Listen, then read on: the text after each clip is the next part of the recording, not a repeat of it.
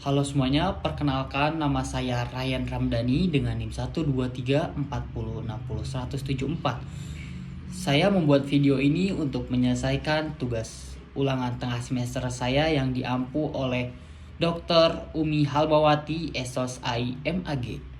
Secara bahasa, kata dakwah berasal dari kata kerja da'a yad'u dakwatan yang berarti mengajak, menyeru, memanggil. Menurut istilah, mengajak manusia kepada kebaikan dan petunjuk Allah Subhanahu wa taala. Sedangkan ilmu dakwah adalah ilmu yang membahas tentang proses penerimaan, pengelolaan dan penyampaian ajaran Islam untuk merubah perilaku individu, kelompok dan masyarakat sesuai dengan ajaran Islam. Mengkaji bagaimana pribadi muslim melakukan kegiatan dakwah agar berhasil. Ruang lingkup dakwah mengandung 3 unsur pokok.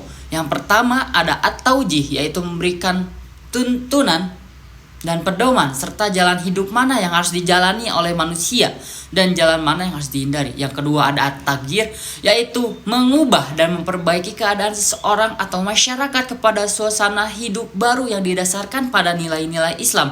Yang ketiga ada al-roja, yaitu memberikan pengharapan akan sesuatu nilai agama yang disampaikan. Dakwah harus mampu menunjukkan nilai apa yang terkandung di dalam suatu perintah agama sehingga dirasakan sebagai kebutuhan pokok dalam kehidupan masyarakat. Objek material ilmu dakwah adalah ajaran pokok agama Islam seperti Al-Quran, As-Sunnah, dan manusia, Islam, dan lingkungan dunia, alam, dan Allah Subhanahu wa taala. Lalu objek formal ilmu dakwah, sudut pandang tertentu yang dikaji dalam disiplin utama ilmu dalam dakwah, BKI Irsyad, KPI Tablik, PMI Tanwir, dan hubungan masyarakat. Dai secara umum berarti penyampai. Secara khususnya dai adalah orang yang mengajak melalui tulisan, lisan, atau perbuatan untuk mengamalkan dan menyebarluaskan ajaran Islam, melakukan upaya perubahan ke arah kondisi yang lebih baik. Dalam kegiatan metodologi keilmuan dakwah ada 3 manhaj. Yang pertama manhaj istinbat adalah proses penalaran dalam memahami apa itu dakwah dengan merujuk dan menurunkan dari Al-Quran dan Sunnah. Produk istinbatnya adalah teori, contohnya adalah penerapan kias. Yang kedua adalah manhaj iktibas, adalah proses penalaran dalam memahami apa itu dakwah dalam merujuk dan mengacu dan menurunkan dari Al-Quran dan Sunnah dengan menggunakan teori sosial, penjelasan perilaku manusia seperti sosiologi, antropologi, psikologi, komunikasi, dan lain-lain. Contohnya adalah penggunaan teknologi modern dalam dakwah. Lalu yang ketiga adalah manhaj istiqro, adalah proses penalaran tentang apa itu dakwah Islam dalam tataran empirik melalui kegiatan penelitian mengacu grand theory dari produk istinbat. Contohnya adalah mengidentifikasi tantangan dakwah melalui studi kasus. Ragam kegiatan dakwah terbagi menjadi 2, dakwah bi al-lisan bi ahsanil qaul, tablik KPI, irsyad BKI, dan humas. Yang kedua dakwah bi ahal bi ahsanil amal, tadbir MD, tatwir tamkin PMI, MHU. Dakwah bil lisan, tablik artinya penyebaran pesan Islam. Menurut bahasa, menyampaikan. Sedangkan menurut istilah adalah bentuk dakwah yang dilakukan dengan menyebarkan ajaran Islam melalui media. Objek dakwah yang menjadi sasaran bersifat massal, seremonial, dan kolosal. Subjek dakwahnya ini disebut mubalig atau dai. Terus objeknya disebut mubalag atau mad'u. Khutbahnya tausiah, ceramah, ultum. Tablik menggunakan media. Yang kedua irsyad, konseling atau bimbingan Islam. Menurut bahasa artinya petunjuk atau konseling atau membimbing. Menurut istilah adalah menyampaikan ajaran Islam melalui kegiatan penyeluhan, bimbingan atau psikoterapi Islam kepada individu atau kelompok kecil. Dakwah irsyad ini bersifat berkelanjutan atau intensif. Yang ketiganya humas, hubungan masyarakat. Secara harfiah, humas berarti hubungan dengan publik atau masyarakat. Secara istilah, bagian lembaga pemerintah atau swasta yang melakukan kegiatan mencari dukungan publik bagi usaha-usahanya. Yang humas adalah usaha persuasi. Dengan humas berusaha untuk mempromosikan ide, meyakinkan audiens, mengakui prestasi, atau mendukung sebuah posisi. Public relation adalah proses komunikasi strategis yang membangun hubungan saling menguntungkan antara organisasi dan publik. Dakwah al-haq. Yang pertama ada tadbir, memperdayakan umat melalui lembaga. Tadbir menurut bahasa, manajemen atau pengelolaan. Menurut istilah, kegiatan dakwah transformasi dan institusional ajaran Islam melalui kebijakan-kebijakan publik atau pemerintah, lembaga, pendidikan, perusahaan, pengelolaan lembaga-lembaga dakwah. Karakteristik yang menonjol dalam dakwah tadbir ialah fungsi manajemen itu sendiri. Hadirnya organisasi dakwah menjadi wadah untuk melakukan perencanaan, pengorganisasian, pelaksanaan, dan evaluasi dalam pelaksanaan dakwah. MHU, Manajemen Haji dan Umroh, melakukan dakwah melalui studi manajemen haji dan umroh, baik segala ilmu maupun segala aktivitas manusia, untuk mengembangkan konsep-konsep baru tentang manajemen haji dan umroh, melakukan riset tentang manajemen haji dan umroh untuk menemukan relevansi dan nilai guna manajemen haji dan umroh di masyarakat. Salah satunya adalah Akademi Dakwah di bidang manajemen haji dan umroh. Yang ketiga ada tatwir tamkin, pemberdayaan ekonomi umat. Menurut bahasa, tatwir atau tankim artinya pengembangan. Menurut istilah, ialah kegiatan dakwah implementatif melalui gerakan aksi amal seperti pemberdayaan sumber daya manusia dan lingkungan. Dakwah tatwir ini bisa dilakukan dengan program pendidikan, program pelatihan, pemberdayaan, pendamping desa, pengembang ekonomi, pengadaan sarana baik pendidikan dan keagamaan, dan lain-lainnya. Dalam konteks dakwah ada 7. Dakwah nafsiyah terjadi dalam pikiran sendiri, terjadi dalam pikiran seperti berpikir positif, refleksi, meditasi, introspeksi. Dai diri sendiri, mad'unya diri sendiri. Kategori bentuk dakwanya irsyad. Yang kedua, dakwah fardiyah adalah dakwah secara perorangan atau individual. Dai-nya itu seseorang, mad'unya juga bisa seseorang, 2 sampai 3 orang. Kategori bentuk dakwanya irsyad, tadbir, tanwir atau tamkin. Yang ketiga, dakwah fi al-qoliyah, metode dakwah yang dilakukan dalam kelompok kecil sekitaran 3 sampai 20 orang saja.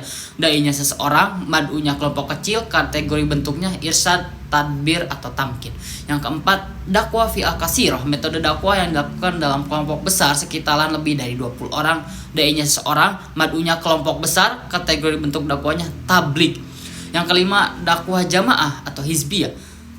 Dai-nya seseorang kelompok, mad'unya kelompok atau jamaah organisasi, kategori bentuk dakwanya irsyad, tabligh, tadbir, takwir atau tamkin.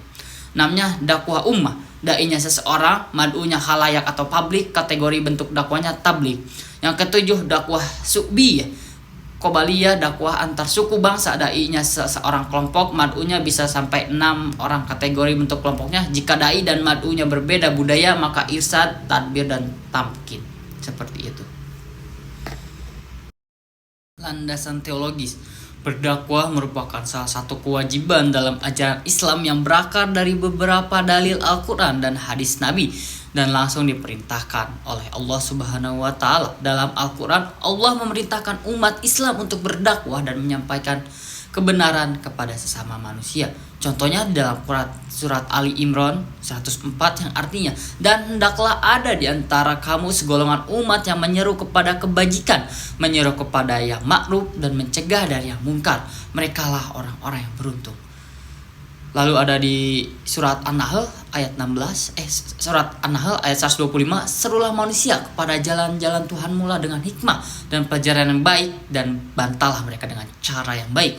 Berdakwah adalah amanah yang diberikan Allah kepada umat Islam untuk menyebarkan ajaran kebaikan, perintahnya, dan memperingatkan dari perbuatan dosa. Nabi Muhammad SAW sendiri adalah sosok yang diutus untuk menyampaikan risalah Islam. Salah satu misi utama Rasulullah SAW adalah berdakwah kepada umat manusia, menyampaikan pesan tauhid, dan memperbaiki moral masyarakat. Umat Islam diharapkan meneladani tindakan Rasul ini. Lalu ada di hadis Nabi yang artinya, sampaikanlah dariku walaupun hanya 1 ayat. Ke hadis riwayat Bukhari. Amal jariyah, berdakwah adalah salah satu bentuk amal jariyah yang pahalanya akan terus mengalir sampai akhir bahkan sampai akhir hayat, bahkan setelah seseorang meninggal dunia, selama dakwah tersebut menghasilkan kebaikan yang berkelanjutan. Lalu jika ditinjau dari landasan sosiologis, secara sosiologis berdakwah memiliki tujuan untuk memperbaiki tatanan sosial, meningkatkan kualitas moral individu, serta menciptakan masyarakat yang lebih harmonis dan berakhlak mulia. Beberapa landasan sosiologisnya antara lain, yang pertama adalah menyebarkan nilai kebaikan. Berdakwah bertujuan untuk menyebarkan nilai-nilai kebaikan seperti kejujuran, keadilan, kebersamaan, dan kasih sayang. Dengan berdakwah diharapkan masyarakat menjadi lebih beradab dan jauh dari tindakan yang merugikan orang lain. Perbaikan sosial dalam sejarah. Dakwah Rasulullah SAW dan para sahabatnya berhasil memperbaiki kondisi sosial masyarakat Arab yang pada awalnya dilanda oleh kebodohan, penindasan, dan ketidakadilan. Dakwah yang benar dapat membawa perubahan positif dalam tatanan sosial, baik dari segi etika, ekonomi, ataupun politik. Lalu ada tanggung jawab sosial. Berdakwah juga menjadi bentuk tanggung jawab sosial dari seorang muslim untuk peduli terhadap lingkungan sosialnya. Seorang muslim yang telah mendapatkan petunjuk dari Allah hendaknya menyebarkan kebaikan itu kepada orang lain agar terbentuk masyarakat yang lebih baik.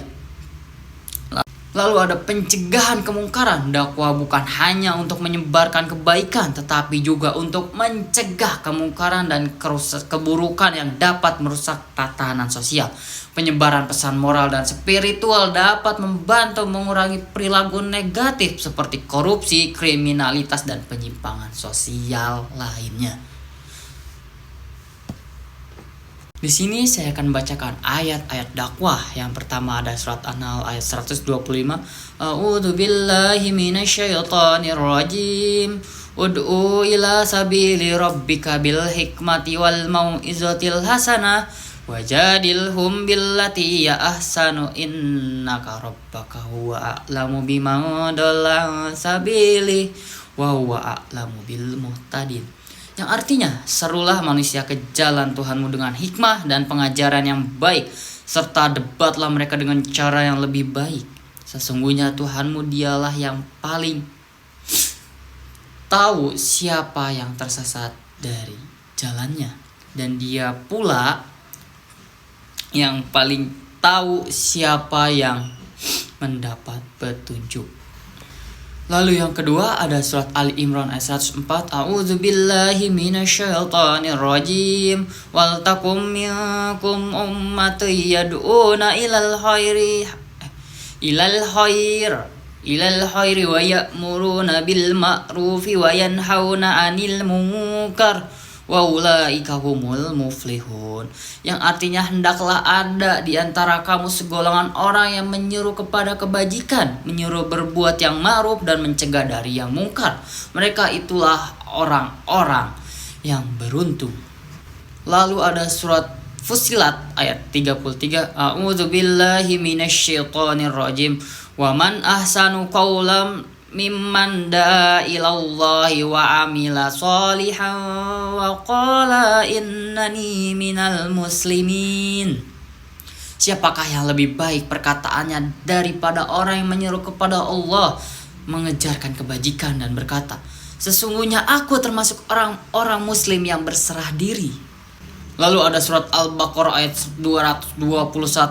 A'udzu billahi minasyaitonir rajim. Wala tankihul musyrikati hatta yu'minu wala ummatum mu'minatu khairum man musyrikati walau a'jabatkum wala tankihul musyrikina hatta yu'minu wala abdu mu'minun khairum min musyrikati walau a'jaba ulaika yad'una ilan nar wallahu yad'u ilal jannah wal maghfirah biizni wa yubayyinu ayati linnasi la'allahum yatazakkarun. Janganlah kamu menikahi perempuan musyrik hingga mereka beriman. Sungguh hamba sahaya perempuan yang beriman lebih baik daripada perempuan musyrik meskipun dia menarik hati.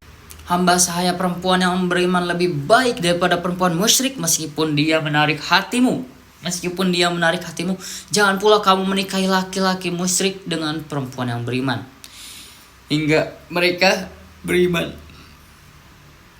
Sungguh hamba saya laki-laki yang beriman lebih baik daripada laki-laki musyrik meskipun dia menarik hatimu. Mereka mengajak ke neraka, sedangkan Allah mengajak ke surga.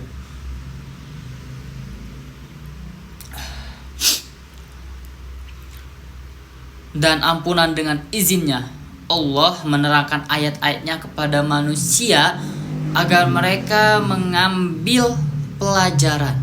Lalu yang terakhir ada surat Al-Hijr ayat 94. A'udzu billahi minasyaitonir rajim.